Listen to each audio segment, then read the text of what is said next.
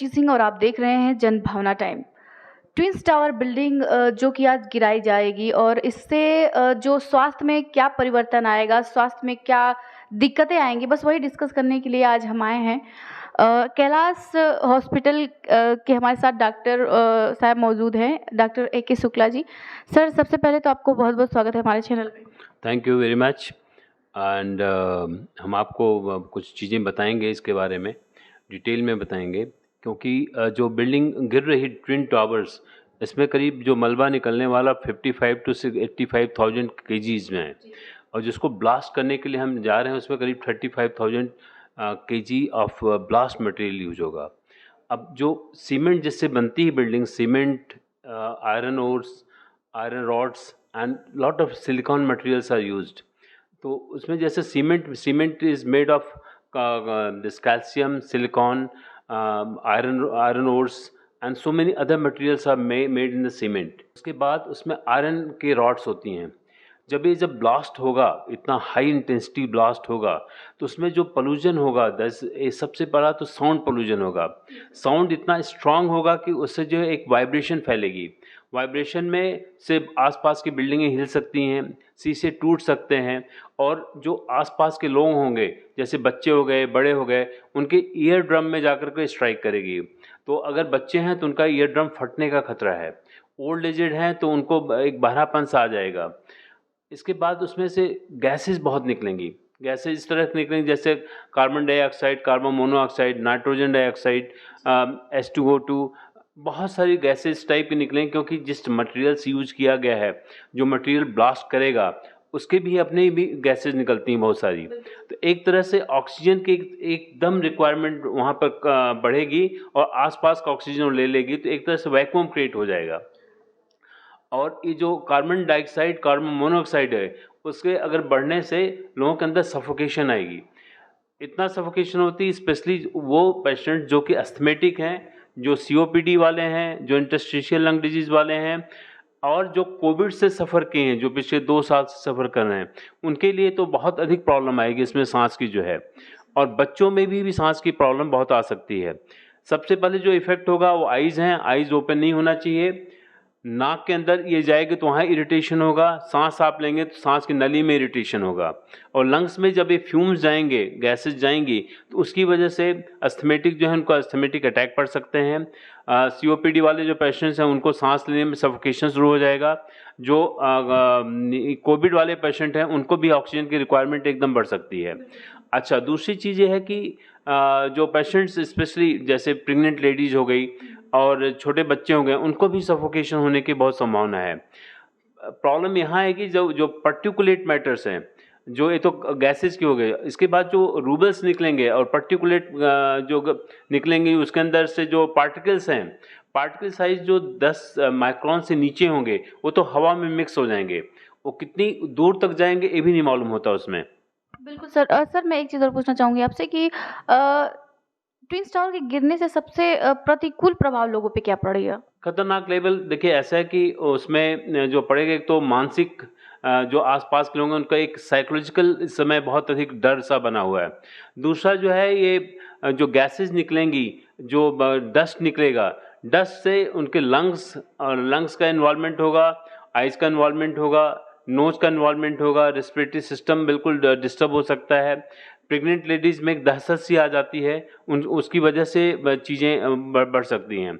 Specially जो cardiac patients हैं उनको ऑक्सीजन की कमी मिलने से उनका ये हार्ट का जो सिस्टम है वो डिस्टर्ब हो सकता है।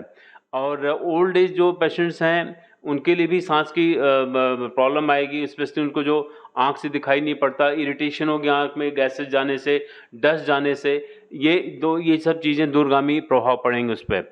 और ये सब स्किन पे भी आगे गिरेगा, तो स्किन पे जो गिरेगा उसमें रैशेज आ सकते हैं लोगों को, और इरिटेशन हो सकती है स्किन के ऊपर भी। सर, जैसे स्वास्थ्य विभाग ने भी ये माना है कि इस बिल्डिंग के गिरने के बाद कई किलोमीटर तक सर इसमें से कुछ ऐसे पार्टिकल्स निकलेंगे जो कि वहाँ के स्थानीय लोगों के लिए बहुत ही गंभीर बीमारियों को कह सकते हैं कि दावत दे सकते हैं। तो सर, इस पे आप क्या आपका क्या कहना है इस पे सर? देखिए वो बिल्कुल सही बोल रहे हैं, क्योंकि जो मटेरियल यूज हो रहा है ब्लास्ट का, और जो उसके अंदर मटेरियल यूज किया गया है बिल्डिंग मटेरियल में, उस जब वो इवापोरेट होगा इतना हाई टेम्परेचर पे, तो उसके अंदर जो गैसेस निकलेंगी वो बहुत टॉक्सिक गैसेज होंगी। They will not be simple carbon dioxide, monoxide, उसके साथ में बहुत सारी चीज़ें और भी निकलेंगी which are very toxic to the lungs, to the body system, to the eyes, to the nose, ये सब जो है इफ़ेक्ट करेंगी। तो एक तरह से देखा जाए तो ये आगे तक भी प्रभाव करेंगे, और कितनी दूर तक जाएगा इसका इफ़ेक्ट, क्योंकि आप देखिए पराली जलती है हरियाणा में, डस्ट स्टॉर्म आता है राजस्थान में, पूरा दिल्ली इफ़ेक्ट हो जाता है। तो इससे भी इतना अधिक एक साथ निकलेगा ब्लास्ट से कि ये कितनी दूर तक, जैसे हवा तेज चल रही तो कहाँ कहाँ तक जाएगा, किसी किसी के रोक में नहीं है। इतना ऊंचाई तक जाएगा, जितना ऊंचाई तक जाएगा उतना दूर तक पहुंचेगा वो, और उससे जो है काफ़ी एरिया, एटलीस्ट नोएडा तो पूरा उसके अफेक्टेड होगा ही, इसका इफेक्ट दिल्ली तक पहुंच सकता है। और अगर इसको अच्छी तरह से छिड़काव किया जाए पानी के समूह का तभी साथ, लेकिन जो गैसेज और जो डस्ट पार्टिकल्स जो 10 माइक्रोन से भी कम हैं, जिसको हम विजुअली देख नहीं सकते, जो हवा के साथ उड़ जाएंगे, उसका तो कंट्रोल किसी के ऊपर नहीं, वो तो लोगों का इफेक्ट करेगा ही करेगा। तो सर, जैसे कि आपका क्या मानना है कि इस बिल्डिंग के गिरने के बाद किस तरह की बीमारियां आएंगी, और क्या ये संभव है कि आनी ही आनी है?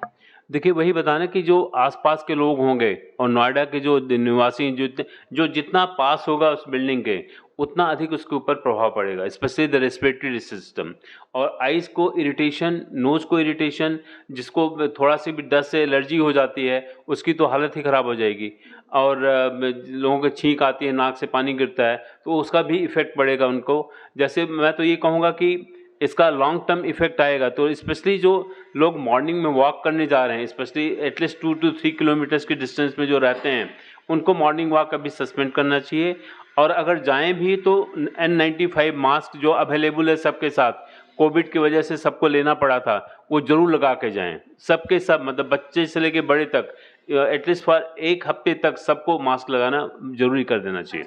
सर, जैसे कि मान लीजिए वहाँ की जो सोसाइटी में लोग रह रहे हैं, तो वो उनके पास ठीक है, वो फाइनेंशियली ठीक है, तो अपना वो ख्याल रखने की पूरी कोशिश करेंगे और रखेंगे भी।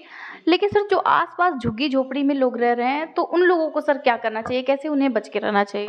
देखिए उसका एक ही तरीका है कि अपने मुंह पे ऊपर जो गीले कपड़े को बांध लें, कम से कम 1 से 2 दिन तक। घर की पूरी सफाई करें अच्छी तरह से, जो भी खाएं पिएं तो अपना हाथ को अच्छी तरह से धो के खाएं, जैसे हम कोविड में सबको सिखाए हैं कि हाथ धो के खाएं। और घर की सफाई करते रहें, जैसे जो डस्ट जम रही है वो निकलती जाए। और अगर डस्ट हम उसको हटा सकेंगे किसी तरह से, तो कोई भी कैटेगरी का आदमी हो, गरीब हो अमीर हो कैसे भी हो, तो सब उसको मैनेज कर पाएंगे। बिल्कुल सर। और सर, मैं ये पूछना चाह रही हूँ कि सर, सबसे ज़्यादा प्रभाव किस एज के व्यक्ति पे पड़ सकता है, युवा पे या जो बूढ़े हैं उनके पे या बच्चों पे? मेरे ख्याल से युवा पे कम, लेकिन जो बूढ़े हैं और ज़्यादातर तो उन पे शायद पड़ेगा जो कि जिन्हें सांस से रिलेटेड कोई बीमारी है। देखो ये ऐसे कहना बड़ा मुश्किल है, क्योंकि बच्चों को भी असर पड़ेगा, सब एज ग्रुप इन्वॉल्वमेंट होगा। अब जैसे कोविड आया था, कोविड में कोई स्पेयर तो नहीं हुआ, सबको सब हुआ। तो ऐसे ही सांस तो हम सब लेंगे, छोटे हों बड़े हों बुढ़े हों, कोई भी उम्र का हो, तो सांस तो सबको लेना है। ये डस्ट और गैसेस तो सबको लगेंगी। तो उसमें यह है कि जो युवा पीढ़ी है वो शायद उसको झेल सकेंगे, उसको टॉलरेट कर पाएंगे। लेकिन जो बच्चे हैं, जो एल्डरली हैं, जो प्रेग्नेंट लेडीज हैं, हो सकता है उनको सफोकेशन की संभावना अधिक बढ़ सकती है। बिल्कुल सर। सर, किस तरह की बीमारियों का, मतलब किस तरह की बीमारियों की संभावना ज़्यादा है कि ये बीमारी हो सकती है इसकी वजह से?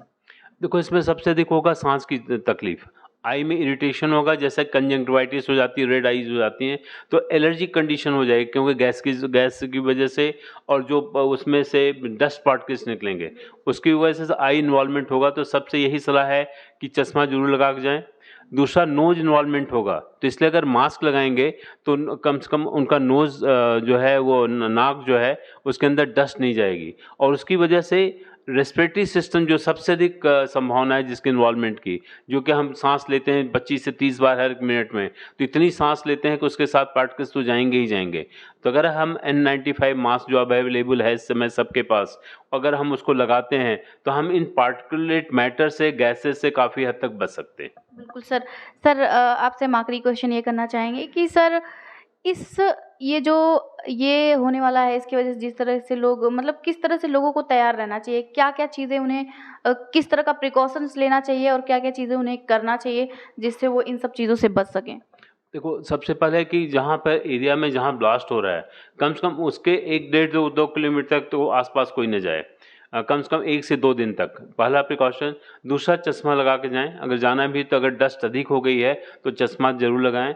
N95 मास्क ज़रूर यूज़ करें, सुबह-शाम तक जब भी बाहर निकल रहे हैं। अपने घर के दरवाजे सब बंद रखें, खिड़कियाँ, और सफाई करते रहें। उसके बावजूद भी घर में अगर रहते हैं, कुछ भी खाना खाएँ, कुछ भी करें, तो अपना हैंड वॉश ज़रूर वॉश करें और घर की सफाई करते रहें कम से कम 3-4 दिन, 5 दिन, जब तक वो डस्ट सेटल ना हो जाए, गीले कपड़े से। और अगर धुलाई कर सकें तो उससे अच्छा कुछ नहीं है। खिड़कियाँ अच्छी तरह से बंद करेंगे तो वैसे भी डस्ट नहीं आएगी, क्योंकि पर्दे होते हैं। लेकिन इसके बाद अगर पर्दे के ऊपर जमी भी है, तो 1 हफ्ते में पर्दों को ज़रूर साफ़ कर लेना चाहिए, जिससे जो अस्थमैटिक पेशेंट्स हैं और जिनको एलर्जी कंडीशन है, उससे वो दूर हो सकेंगे। ठीक है? बहुत-बहुत धन्यवाद सर। तो जैसा कि आप लोगों ने देखा कि हमारे सर ने बहुत सारा चीज़ें बताया कि आप लोगों को अगर आप उस एरिया में रह रहे हैं, अगर आप वहाँ के स्थानीय लोगों में आते हैं, तो आप उस चीज़ को ज़रूर फ़ॉलो करिए। ऐसी ही और खबरों के लिए आप देखते रहिए जनभावना टाइम। कैमरामैन योगेश के साथ रुचि सिंह।